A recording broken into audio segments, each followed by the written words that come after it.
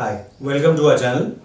So today what we are going to do, we are going to take each of these things, that is journal, ledger, trial balance and final accounts, financial statements, and उन सब के हम प्रोफॉर्मास कि हम कैसे बनाते हैं एक ही वीडियो में आपको इन सब का मैं आपको कवरेज दे रहा हूँ। डिटेल तो जब हम इंडिविजुअल चैप्टर को एड्रेस करेंगे और पर्टिकुलरली उस चैप्टर का वीडियो बनाएंगे तो हम देख लेंगे कि प्रोफॉर्मा कहाँ कैसे यूटिलाइज होना है। बट अभी एक जनरल नॉलेज के लिए आपको इंडिविजुअली सबके प्रोफॉर्मा एक ब्रीफ में डिस्कस कर लेते हैं। Now journal is as you know it is a primary book. It is a primary book of entry, यानी कि सबसे पहले जो फाइनेंशियल ट्रांजैक्शन रिकॉर्ड होता है वो कहाँ होता है, वो जर्नल में होता है in chronological order, in date wise. So उसमें क्या कॉलम्स बनेंगे, सबसे पहले बनेगा date, then particulars, then LF. Now this LF is ledger folio. ये क्या क्यों बनता है, जब मैं लेजर भी बताऊंगा आपको तो आपको कोरिलेशन बताऊंगा LF और JF का। अभी के लिए आप ये समझे, डेट, पर्टिकुलर्स, LF का मतलब है लेजर फोलियो। अमाउंट, दो अमाउंट के कॉलम्स बनेंगे, एक डेबिट और एक क्रेडिट। एज हम double entry system of book keeping कर रहे हैं तो हर एक डेबिट का एक क्रेडिट होगा। अगर कोई अकाउंट डेबिट हो रहा है तो दूसरा अकाउंट क्रेडिट हो रहा होगा।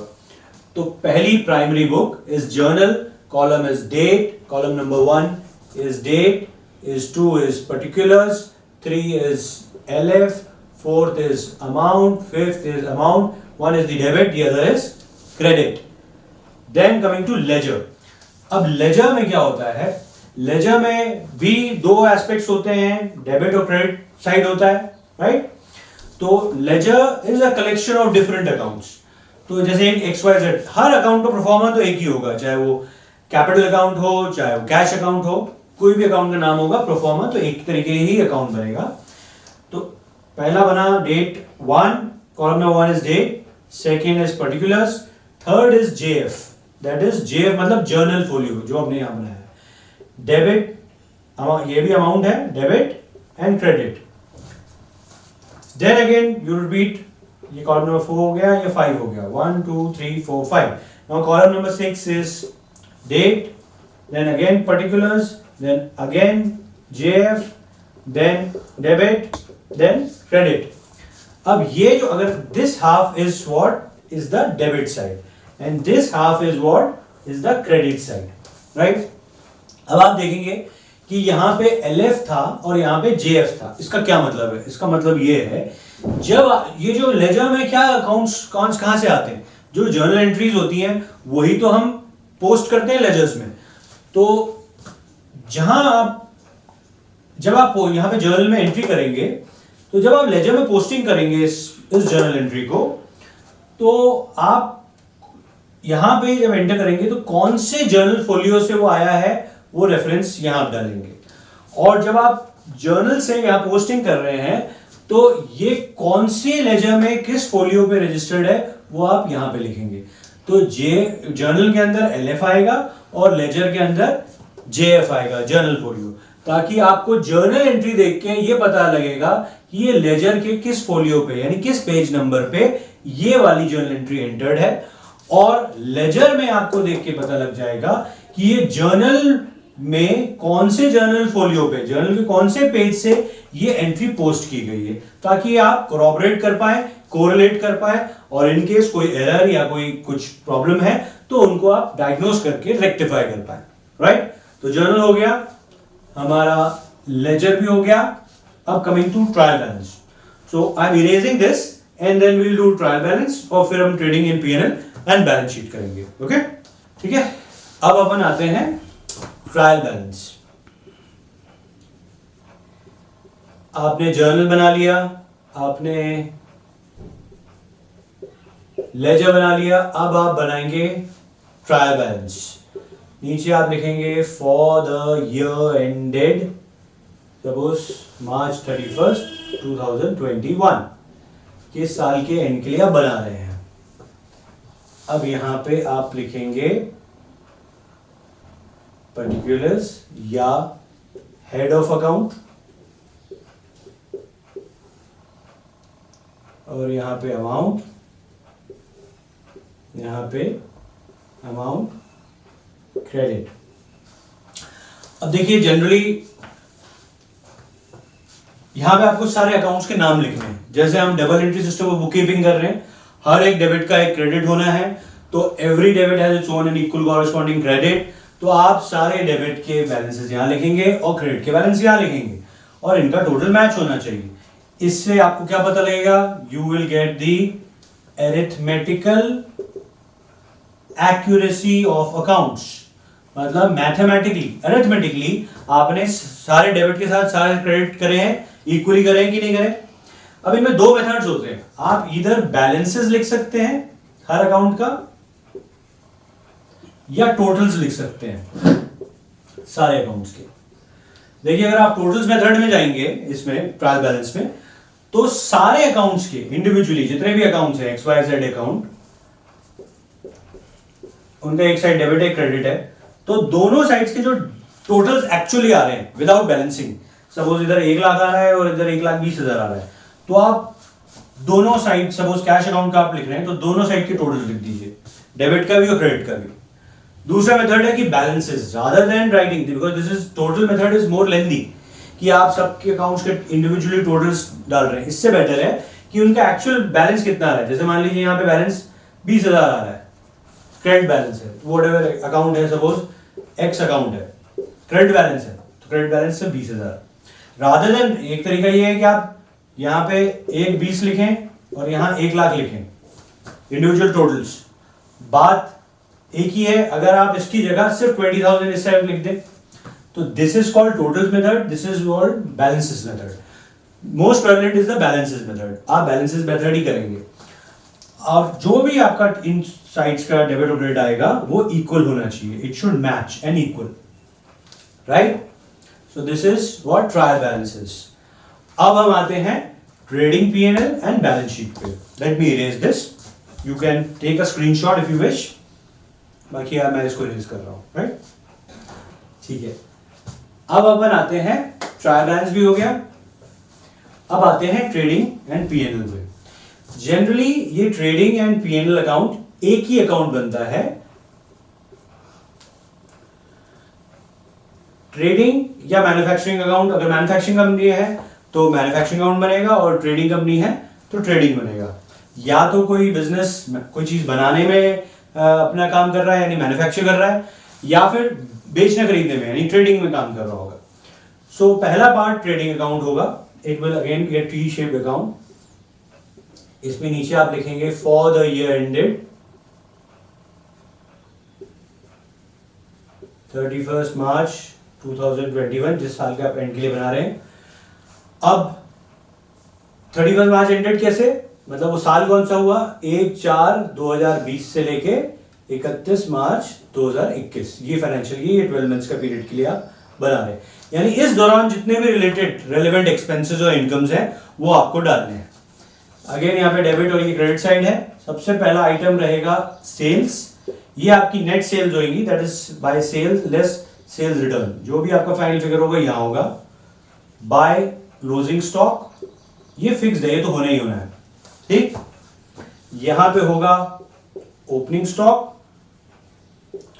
यहां होगा परचेजेस, ये भी नेट परचेज होंगे यानी कि लेस परचेज रिटर्न्स, जो भी आया फिगर। यहां पे डायरेक्ट एक्सपेंसेस, डायरेक्ट एक्सपेंसेस कैसे होते हैं, all those expenses related to manufacture और purchases is called direct expenses. जैसे आपने कोई माल खरीदा और उसके साथ भाड़ा यानी कैरियज या फ्रेट दिया, तो जो गुड्स अंदर आते समय यानी परचेज करते समय जो फ्रेट और भाड़ा आप दे रहे हैं या कैरिज दे रहे हैं, वो आपका कैरिज इनवर्ड्स है, यानी you are incurring those expenses while you are bringing in the goods, bringing the goods inside your business, so it will be carriage or for freight inwards. So वो आपके purchases से related है, तो वो आपका direct expenses है। अगर हम सेल करते समय भाड़ा दे रहे हैं या किराया दे रहे हैं या फ्रेट दे रहे हैं या कैरेज दे रहे हैं, तो that will be carriage outwards और फ्रेट आउटवर्ड्स, तो that will be an indirect expense. तो इनडायरेक्ट एक्सपेंसेस P&L में आते हैं, ट्रेडिंग अकाउंट में नहीं आते, ठीक। तो यानी फ्रेट इनवर्ड्स, कैरेज इनवर्ड्स, ये सारे आपके डायरेक्ट हो गए, वो आप यहां पे लेंगे। अब आप देखेंगे कि दोनों साइड का टोटल कौन सा है ज्यादा है। अगर क्रेडिट साइड का टोटल ज्यादा है डेबिट से तो ये ग्रॉस प्रॉफिट होगा और कैरेट डाउन होगा, और अगर ये डेबिट साइड ज्यादा है तो ग्रॉस लॉस होगा, it will be also carried down. Carry कहां डाउन होना है ये याद रखिएगा, ये जो साइड है ये आपका इनकम साइड होता है ट्रेडिंग पीएनएल का, और ये एक्सपेंसेस साइड होता है। This is income side, this is expenses side. If the incomes are more than your expenses, it is a gross profit. If your expenses are more than your income, it's a gross loss. Now it will be carried down. Now where it will be carried down? As the name suggests, it is a trading and P&L account. So this account extends to the P&L account. The first part is called the trading account. Although we don't write this or we don't put a line in this, ये आपको distinction के लिए सिर्फ बताया है, but it will be displayed like this only. अगर gross profit है तो वो यहां पे आएगा gross profit brought down. Now यहां से पीएनएल शुरू हो गया, यानी प्रॉफिट एंड लॉस अकाउंट शुरू हो गया। अभी यहां तक ट्रेडिंग अकाउंट था, अब आपने यहां ब्रॉट डाउन किया। अगर ग्रॉस लॉस होता तो आप यहां पे लिखते ग्रॉस लॉस ब्रॉट डाउन। जरूरी नहीं है कि अगर ट्रेडिंग अकाउंट में ग्रॉस प्रॉफिट है तो हमारा नेट प्रॉफिट पीएनएल अकाउंट में भी नेट प्रॉफिट ही रहे, और नेट लॉस भी हो सकता है। और ये भी जरूरी नहीं है कि अगर यहां पे ग्रॉस लॉस हो तो यहां पे नेट लॉस ही आए, ठीक है। तो अब यहां पे आप क्या करेंगे, अब यहां पे सारी इनडायरेक्ट इनकम्स को लिखेंगे इस साइड, और यहां पे सारे इनडायरेक्ट एक्सपेंसेस को लिखेंगे। अब इनडायरेक्ट इनकम्स कौन सी होती हैं? जो बिजनेस के मेन ऑपरेशन से रिलेटेड इनकम्स नहीं है, जैसे सेल है, सेल आपका मेन इनकम है, मेन रेवेन्यू वही है, तो वो आपका ट्रेडिंग अकाउंट में आएगा।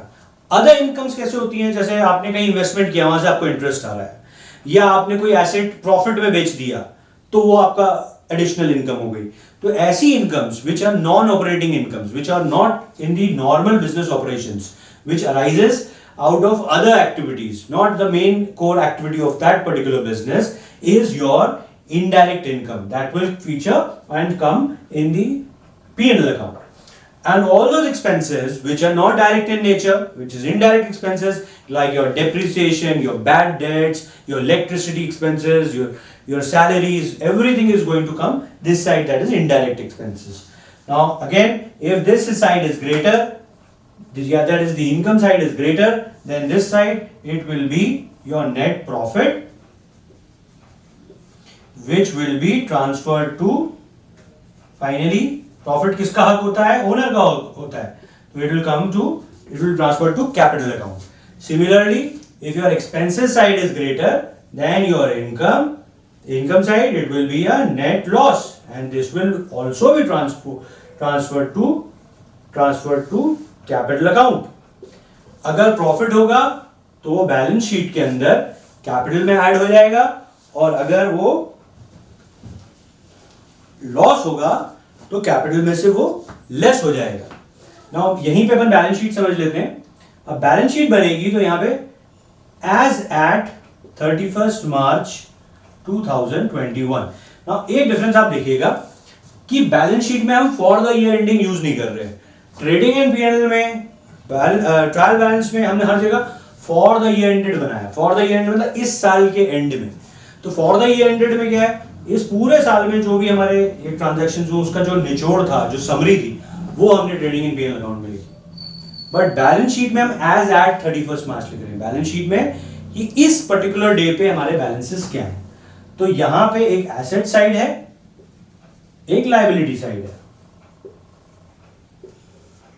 There will be no debit or credit.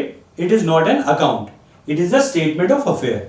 So यहां पे एक स्टेटमेंट की तरह सारे असेट्स, आपका cash, bank, stock, debtors, credit, bills receivables, ये सब आपका एसेट साइड आ जाएगा, और creditors, loans, bank loans, outstanding expenses, capital, profit है तो उसमें ऐड कर देंगे ओपनिंग कैपिटल प्लस प्रॉफिट, या ओपनिंग कैपिटल माइनस लॉस, या आपका कैपिटल। नाउ ऑल लायबिलिटीज और एसेट्स, ये दोनों का बैलेंस मैच करना चाहिए, यानी टोटल ऑफ, क्योंकि हमारी अकाउंटिंग इक्वेशन जस्टिफाई होती है ना, asset is equal to liabilities plus capital, तो लायबिलिटीज ये हैं और कैपिटल ये है, इनका जो टोटल है वो एसेट के बराबर होना चाहिए। तो here this is this proforma of balance sheet. Now एक चीज आप कर सकते हैं, बैलेंस शीट जो है वो किस ऑर्डर में बनाया जाए, वो दो प्रेवलेंट ऑर्डर्स हैं एंड जो ज्यादा यूज में आते हैं, एक इन ऑर्डर ऑफ लिक्विडिटी और इन ऑर्डर ऑफ परमानेंस।